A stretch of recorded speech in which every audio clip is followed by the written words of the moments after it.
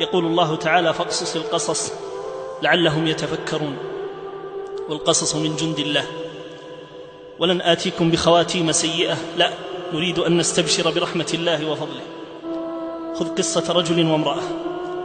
أما الرجل فهو شاب أعرفه، كان يتصدق ويقوم الليل ويقرأ القرآن ويطلب العلم ويكفل الأيتام ويفعل من الطاعات ما الله به عليم، لدرجة أنه يذهب إلى صلاة الجمعة قبل فجر الجمعة ويجلس على القرآن والصلاة إلى أن تنتهي صلاة الجمعة ثم يخرج إلى بيته. قلت له ليلة في الرياض: أرفق بنفسك، خفف على نفسك. فقال لي بهذا اللفظ، قال: أنا ما أدري متى أروح لربي، خلني أزين شيء ألقاه عند الله. هكذا العبارة. مرت الأيام وجاءني اتصال من أخيه وقال: عبد العزيز حصل له حادث وتوفي. وأنا في الطريق إلى المستشفى كنت أتساءل، أقول: كيف سيموت مثل هذا؟ كيف سيموت مثل هذا؟ ولما وصلت ثلاجة الموتى ورأيته وجدته مبتسما، فقلت: ومن أصدق من الله قيلا؟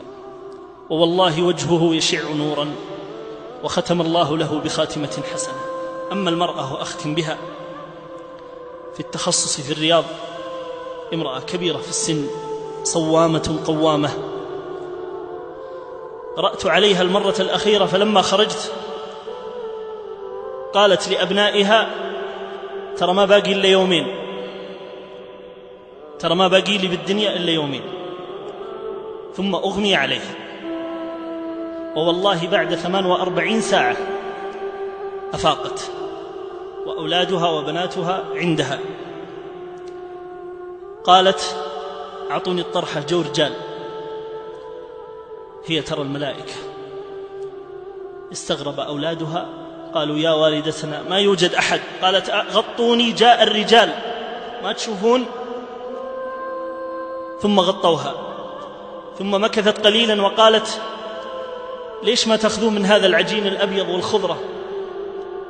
ليش ما تأخذون من هذا؟ بكى أولادها وعلموا أن ملك الموت قد اقترب منها. ثم قالت: ألا ترون الحمامة البيضاء التي على كتفي؟ قالوا: لا، ما نرى شيئا. ثم التفتت لهم وثبتتهم وقالت: أوصيكم بالصبر واحتسبوني عند الله. ثم قالت: أشهد أن لا إله إلا الله وأن محمد رسول الله، وفاضت روحها لبارئها. هذه الخاتمة والله الذي لا إله غيره ليست بعيدة عني وعنك إذا صدقنا مع الله، فإن الله لا يخلف وعده جل في علاه.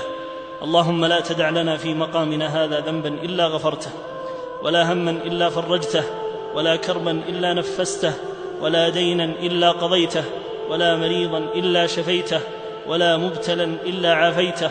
اللهم اجعلنا ممن يبشرون بروح وريحان ورب راض غير غضبان. شكر الله استماعكم، وصلى الله على نبينا محمد وعلى آله وصحبه.